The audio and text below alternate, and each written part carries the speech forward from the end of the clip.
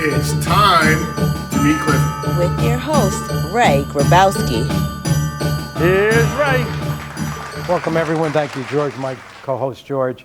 Welcome to our holiday special of Meet Clifton.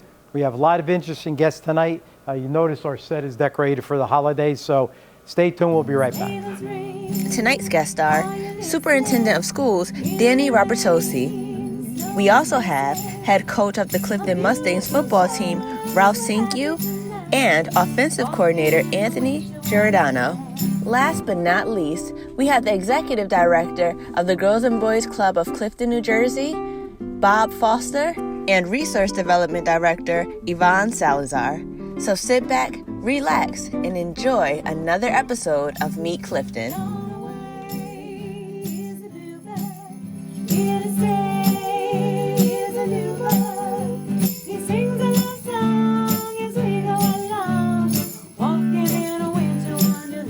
Okay, welcome back. We're happy to have our next guest. He's going to do an update on the school year. With us tonight is Superintendent of Schools, Danny Robertozzi. Thank you for coming on. Thank you for having me. I appreciate it. It's good to be back. We're glad to have you because there's a lot of questions. I know the school year's only been in since September. That's a few months. You know, we had all the problems with COVID, and now kids are back in. So let's just briefly start. How's the school year going so far? Well, it's funny you said in the past tense we had all the problems with COVID, and this was the year that we thought we were going to move beyond it. Unfortunately, COVID is worse now than I think it has been in our schools. I gave an update at our Board of Education meeting last week that since November 1st, we had over 70 cases in the school district. Now, granted, to put that in perspective, Right. we do have 20 schools and 11,000 students and 1,700 staff, but still, that's more than we've had in any 1 month period since the beginning. Right. And so let me ask you, I don't want to get off topic here, but let's say some child is identified in a specific classroom. What's the protocol in place for that? So we do have pretty strict protocol, and we follow the CDC and New Jersey Department of Health guidance, which requires us to do contact tracing. Right. And the principals and the school nurses do that contact tracing. And the first step is to identify any students or staff members that were in close contact Right. with the student. And close contact has a very strict definition. It means you have to be within 15 minutes of an infected person over a 24-hour period. With one exception in schools, if you are wearing a mask properly, you are not considered a close contact. So that's the reason how we've been able to stay open. So there is a mask requirement in New Jersey. All of our staff and students are required to wear masks at all times. So that has limited our close contacts. The one area, Ray, to be honest, where we have our biggest issue is at lunch. Right. So if a student is eating lunch, our principals and our teachers have seating charts. They know where everybody sits at all times. So students eating lunch and we find out later on that they are COVID positive, the students within 6 feet of them are going to be considered close contacts and they're going to be required to quarantine. So it's a bit of a project. It's a huge project. It's caused a Big tremendous strain on our administration, on our teachers. It encompasses everything that we do that revolves around COVID. And it's just a shame because this was the year we thought we were moving Yeah, past. I know. We really did. So on top of their regular duties of teaching, now they have to police technically the kids in case something happens. Yeah, they do, thankfully. 11,000 students. We have very few issues with, forcing students to wear masks. Part of the issue in the beginning of the year was there was no vaccine yet. Children weren't approved yet for the vaccine, age 5 through 11. Now they are. So if you are a vaccinated staff member or student and you come in close contact with an infected individual, you are not required to quarantine unless you have symptoms. Now, the issue that it's not just a Clifton issue, it's a worldwide issue, is that vaccinated people are now also getting what they call breakthrough cases. So I was one of those myself personally. I was vaccinated and I had COVID right before Thanksgiving. And while probably not as severe as maybe it would have been since I was vaccinated, you have vaccinated people who are carrying the virus without knowing it and possibly infecting others. And that's become a real challenge. Right, because then the unvaccinated may get it from that. And the person, like you said, you may be carrying it. You don't have the symptoms, but you're still carrying You're it. carrying it and you're exposing others, potentially students who are bringing it home to their elderly grandparents who may have pre-existing conditions, or there's a whole host of situations. Right, that can and occur. people live in close quarters. You know, families are 5 or 6 living in an apartment, even in one family. You can't space yourself. So what are the basic challenges here we're facing? The challenges we're facing are we're having to quarantine students, so they're missing out on Right. instruction. Having to quarantine staff members, although not as many, because most of our staff, vast majority of our staff are vaccinated, so they're not required to quarantine. But really, it's changed everything that we do. It's changed instruction. It's changed some of the things that we know as educators are good instruction, like small group instruction. You know, an elementary teacher bringing kids out on the rug in front of them and reading a book. These are some of the things that you can't do anymore. Right, the personal It's the contact. personal touch. So you walk into our classroom and kids are in rows and they have plastic dividers on their desk, and it's almost very impersonal, where our teachers want their classrooms, their home. They wanted it to be a place where they're comfortable. And we probably pre-pandemic, although when we went to school, we were all in rows. Right? Yeah. It's really not the way Nailed to teach down. anymore, right? You don't teach in rows anymore, but now we have to do that because we've got to maintain that distance between the students. So it has changed just about everything that we do, and unfortunately, I don't see it getting better anytime soon, because now that it's colder, people are indoors more. Right. And quite frankly, people are tired of it, and they're not taking the precautions that maybe they took a year ago. Right. Well, we know that, when we all went to school prior to this, big part of school was socialization. Playing with your friends, recess, lunch. Now the distance. So, the younger kids didn't have this. They're going to grow up with it's a whole different world for them. I don't know if you see it the same way, but that's how I see it. They're not, part of education is to socialize. And if we're taking that away, where do they get that from now? I think when we were fully remote, that was a bigger issue. Right. I think today, at least, we know our kids are better off in school. Yeah. Even absolutely. with these restrictions, they're better off in school than being home on a computer. So they're getting socialization. So they're still out as often as we can on the playground at recess. And they're sitting and they're having lunch together. So they still have that. So even with the restrictions, it's my firm belief that our kids belong in school. And we're trying our best to avert any school closures. We've had a few classes that have had to shut down due to a couple cases. We have not, knock on wood, had to close a school. And I've said publicly, I've said it at board meetings, that I do not intend to close any schools unless I'm told. Right. The governor has the power to do that, or the health department says, Danny, it's not safe for your staff or your students, because our kids need to be in school. Absolutely. But it's stressful, so stressful. Any silver lining here?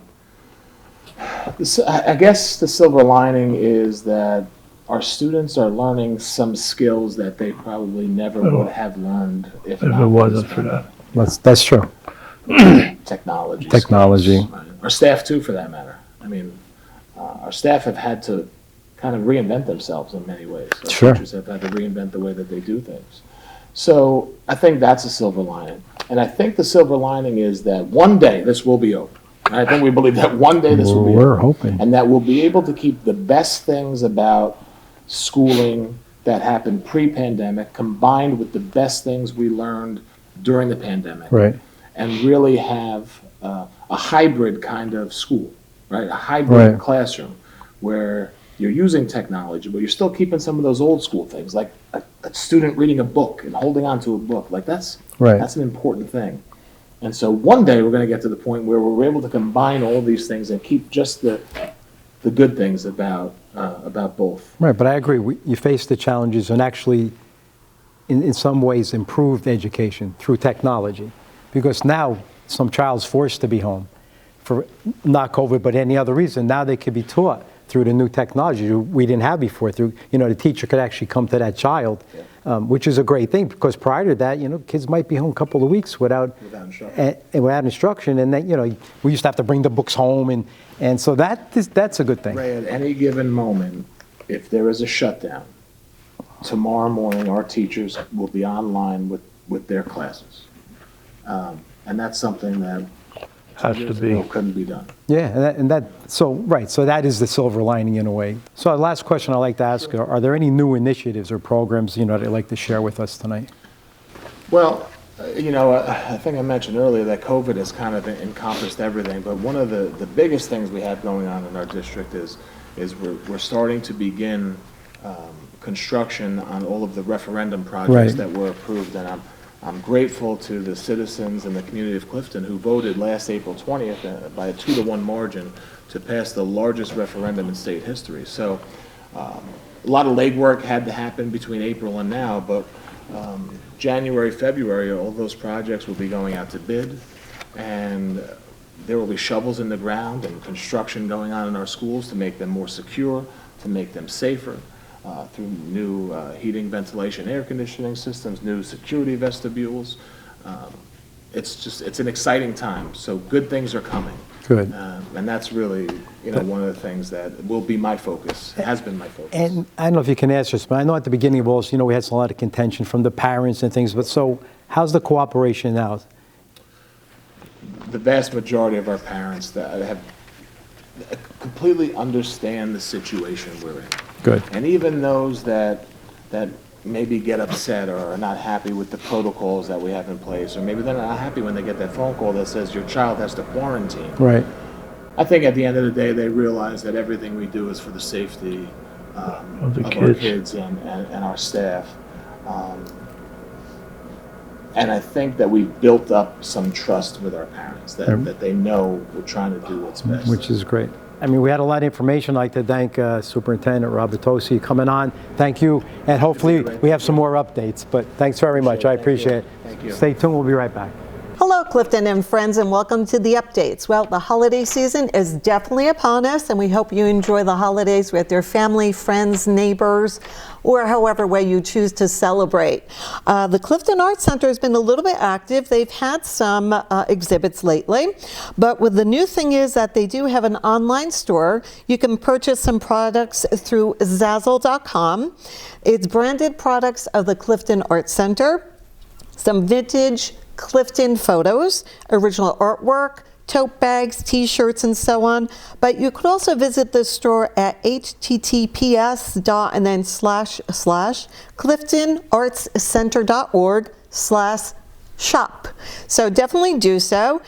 They do have a lot going on. They do welcome you to walk around the grounds on the Clifton complex to see all the sculptures. So when the weather is good, please go out and enjoy that as well. And if you need any information, you could call Roxanne Camilleri at 973-472-5499. She's the director and has been doing a great job at the Arts Center. And for a little bit of save the date, a heads up, this is for May 1st, 2022. They will have a fundraiser with a special guest, Bill Ervolino. There will be more details, but try to keep May 1st in your thoughts for the fundraiser for the Arts Center. Now, also I wanted to let you know that the Santa/Candyland that was supposed to be for last weekend will be this Saturday.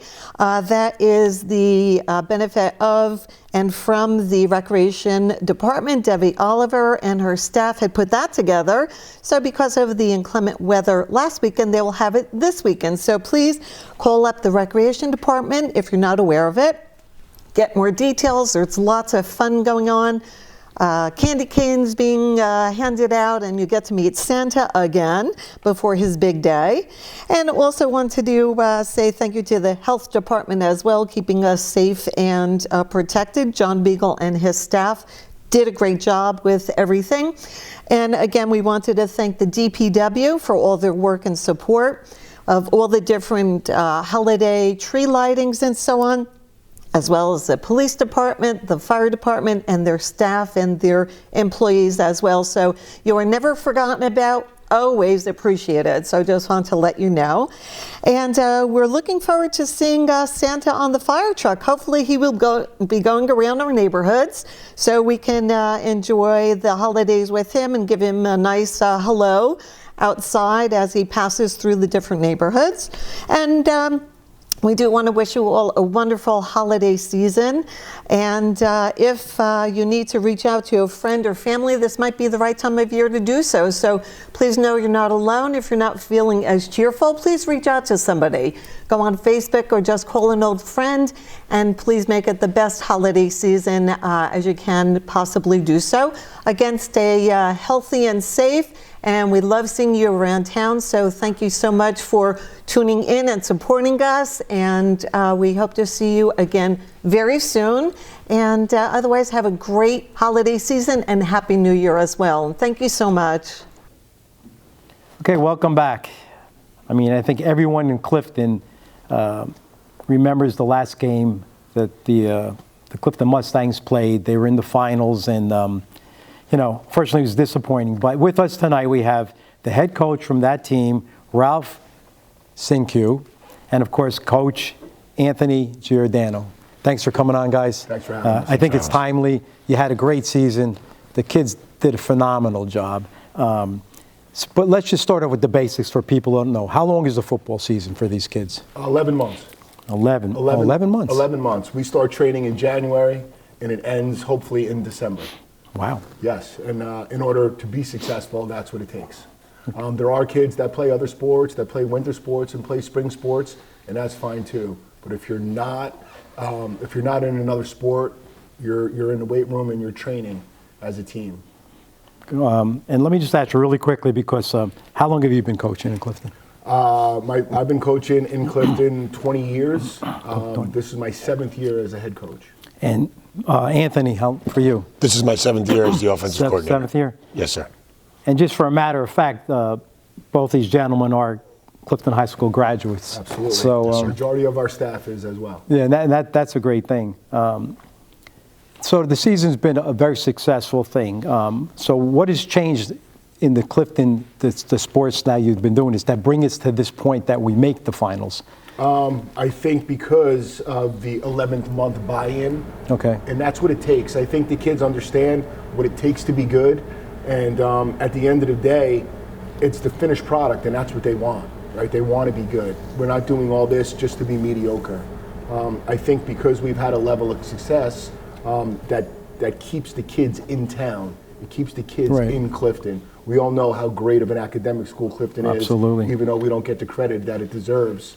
However, if you take the academics and then you start adding in the level of success on the field, as a parent, why spend money to go somewhere when you can get it at home for free? Right. And so, Coach Giordano, I don't know, so when was the last time the football team was in these semifinals or finals? It's been a while, right? Yes, sir. Well, the last 7 years Ralph's been head coach. A lot of credit should be due to him keeping our kids in Clifton, our program. We lost in the sectional final 2 years ago to Union. The last time we won it was my senior year in 2006. I played quarterback for that team in 2006. Right. But if you look at our last 4 years, other than last year being the COVID year, we lost in the final to Union in 2019. In 2018, we were probably 2 fumbles inside the 10-yard line away from going to another sectional final. So we've been there. I mean, we've never missed the playoffs in Coach Cinque's tenure here. Yes. In the 7 years we've been together, we haven't missed the playoffs. I know the team's been great. Everyone in Clifton is obviously proud of the Mustangs. We've always been a good football team. Even in my years, we always had great teams. But what's the biggest challenges now that we're facing? Well, with the emergence of Passaic County Tech and DePaul, and the national stage that the Bergen Catholics and the St. Joe's and the Don Bosco are at, it's very hard to keep those kids from going to those programs. So by us, getting new uniforms, getting new helmets, changing our colors, it's amazing what these kids are into, and that's what keeps kids. That's the stuff that keeps kids, and the fact that we are being successful. So all that really helps. So what are the plans for getting? Well, first let me ask you something, because I have to ask this. The last game, very controversial, and sports being sports, that's what it is. There's good calls, bad calls, we don't know, but there's still disappointment. And I was kind of wondering, these kids were so geared up for it. They did such a great job. But right at the end, how are they dealing, and yourselves, how are you dealing with the disappointment? I'll take that one first. It's in that moment, as the person in charge, you got to switch gears and be able to let the kids know that they didn't do anything wrong. And they didn't. That something bad happened. Right. Let's be honest. Let's say it the way it is. Something bad happened, right? They got it wrong, right? So that being said, I think it's a great opportunity or a great teaching moment to the younger kids, to the underclassmen who were able to be on this amazing ride with this great senior class, and in a minute, it could be all gone. So I think there's a learning experience there. Absolutely. At the end of the day, it is a high school football game. We all have our health. Nobody got hurt. Nobody left in an ambulance, thank God. Right. My 9-year-old son was on the sideline hysterical crying. And at that moment, I have to go from being an enraged coach to a dad to let his crying son know it's going to be all right. Yeah. It's just a high school football game. That's how you have to say it to him. Inside, I'm dying inside, because again, it's the first time we've ever been to the regional finals. It's the second state championship ever won on the field. You know what I mean? By playing through the playoff system. So there's a lot to be grateful for this year. We're 10-win season, most ever in Clifton history. Yep. We finished number 3 in North Jersey, top 25 in the state. We played a really good. We started the season at the Carrier Dome in Syracuse, and we ended it at Rutgers. So I'd say all in all. That's great. I'd say all in all, we have every reason to keep our head held high. And Coach, it's no secret that East Orange team was a good team. Outstanding team. Absolutely, one of the best teams on our schedule, in our opinion. We spoke leading up that we don't know if they were the best defense that we've played, but they had really good. Outstanding. 13-0. Yeah. 13-0. And that's what I'm you trying don't to get say. to 12-0 for no reason. Right, you weren't playing a team that was a pushover. No, absolutely. And when you get to that level, our last 3 games, the teams that we played Phillipsburg, who was a really tough bunch of kids from out west, Western New Jersey. We played Patterson Eastside, who had cats all over the field. And then we played East Orange, who was the same way.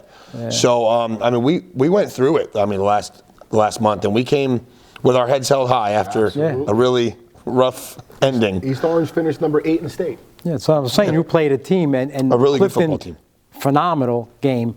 The outcome wasn't what we wanted, anyone wanted, but it wasn't like they didn't work for Clifton didn't work for it. They did. They worked hard, and it should have been what it should have been. But nothing against their team. It's nothing just, at all. At all. Nothing at all. At all. And I know you've said that in the past that they're a great team and yes, absolutely. As adversaries. Nothing should be taken away from them. Nothing should be taken away from us. Yeah, it's obviously. I know it's a shame.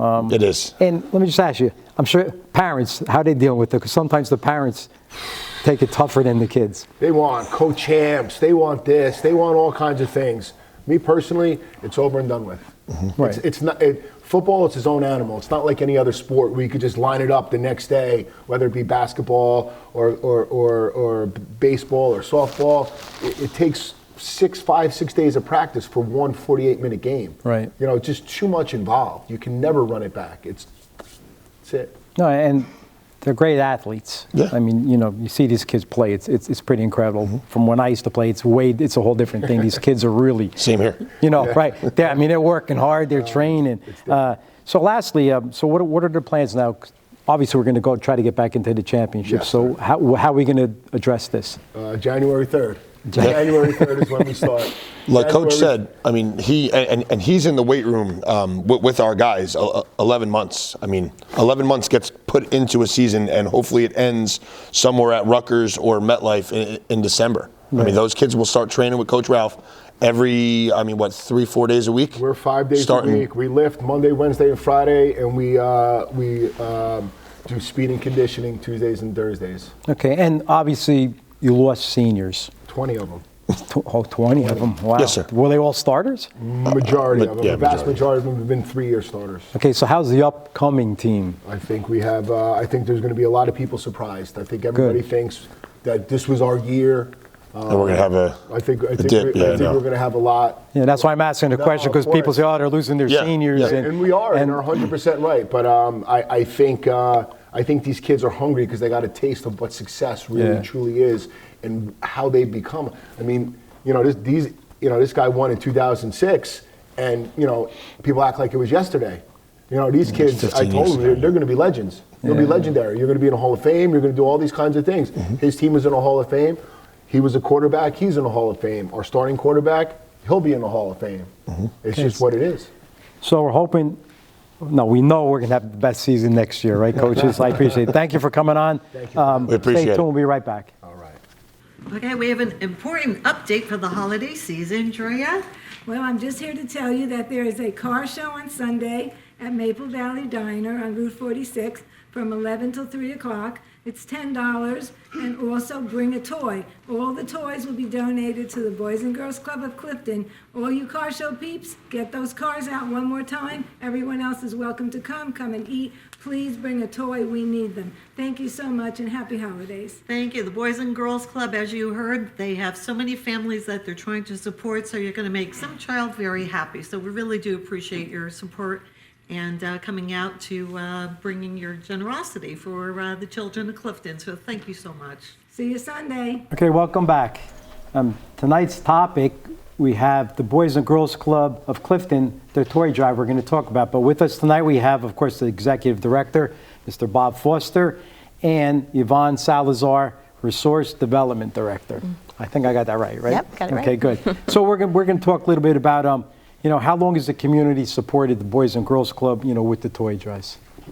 Yeah, well, the toy drives, it's something that we've been doing for a long time. So the club has been around, like most of you know, and centerpiece of town since 1974. But I guess when the parents really, the working parents and a lot of single parents in town. So I would say the last 20 years or so, in our new facility, we obviously work with a lot of community partners to make the toy drive happen.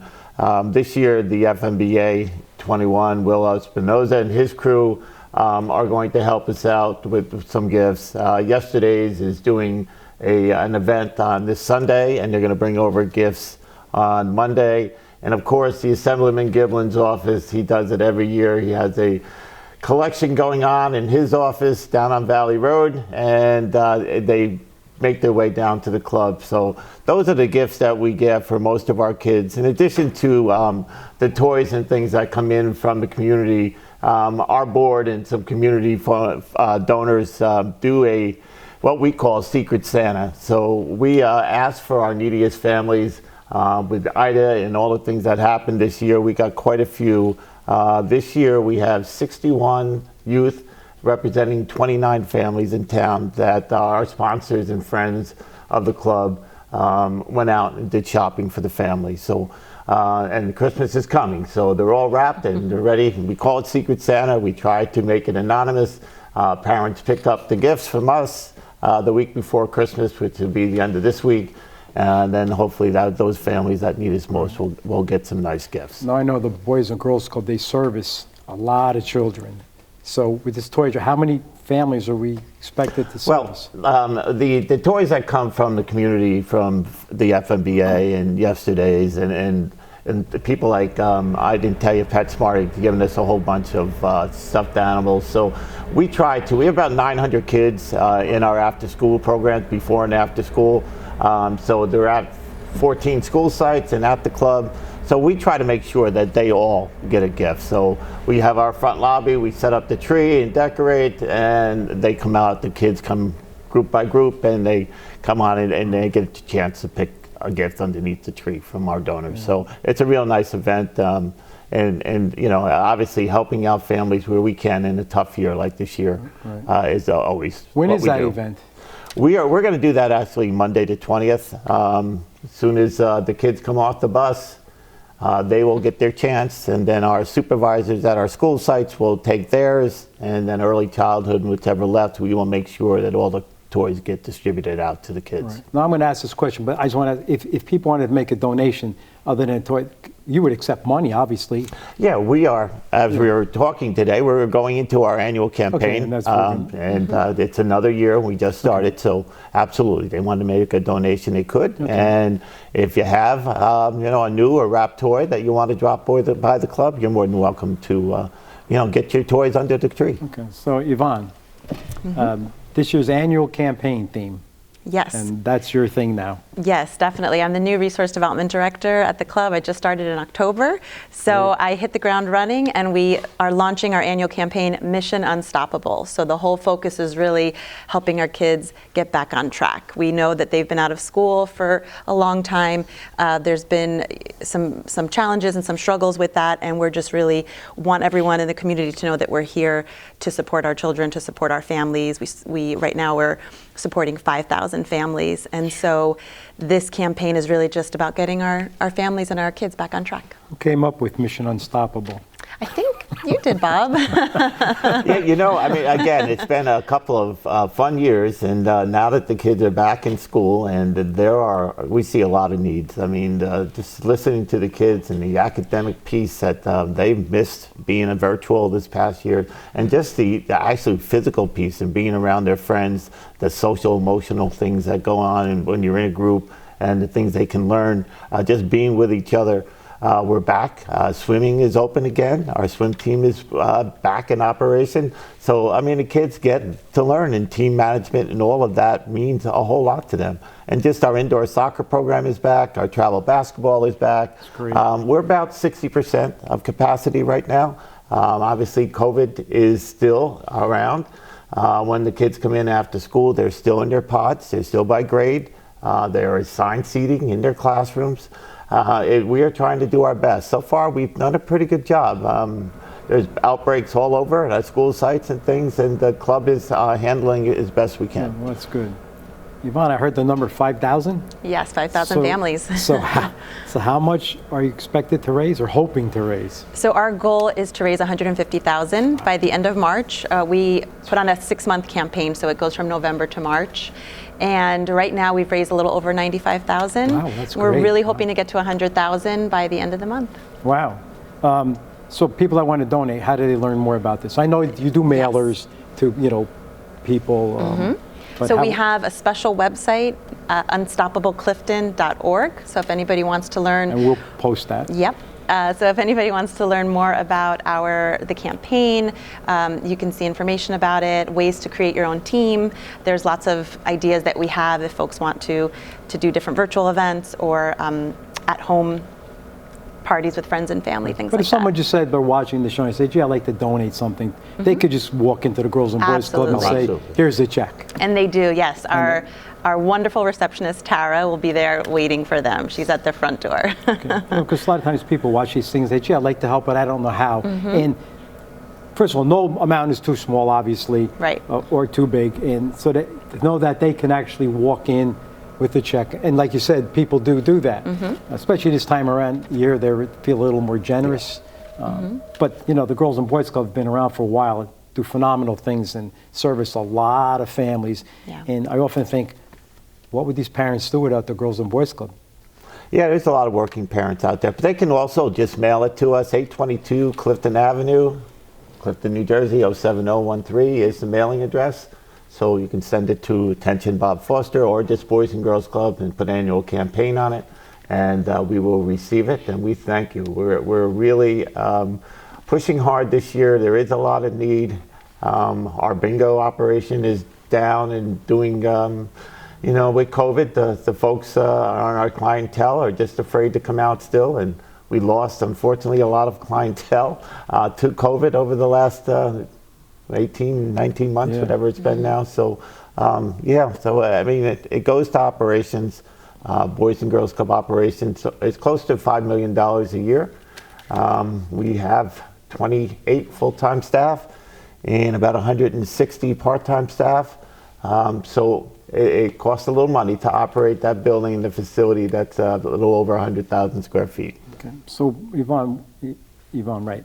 Is there a cutoff date? I mean, you could always donate any time of year. Yes, absolutely. But for this particular drive, what's the last day? So the last day would be the end of March, March 31st would be the March last day to 31st. donate to the campaign. But I just want to say they will accept money anytime.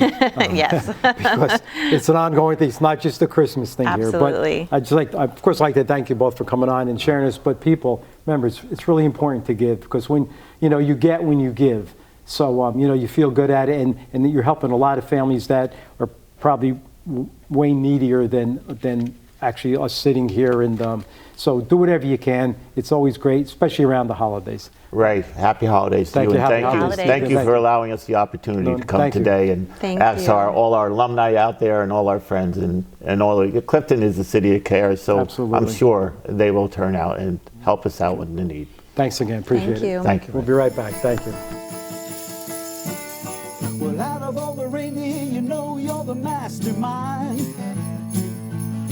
I said, run, run, Rudolph, Santa's way too far behind. I said, run, run, Rudolph, Santa, gotta make it to town. Run, Rudolph, run, run, Rudolph. Oh, gotta make them hurry, you could tell to take the freeway down. Okay, that's our show for tonight. I'd like to thank all my guests for being on. I'd like to wish everyone a Merry Christmas, my co-host, and the staff of everyone who makes Meet Clifton possible. In the meantime, be good to your friends and family, respect your neighbors, keep Clifton close to your heart. This is a great city. Thank you. God bless. Good night.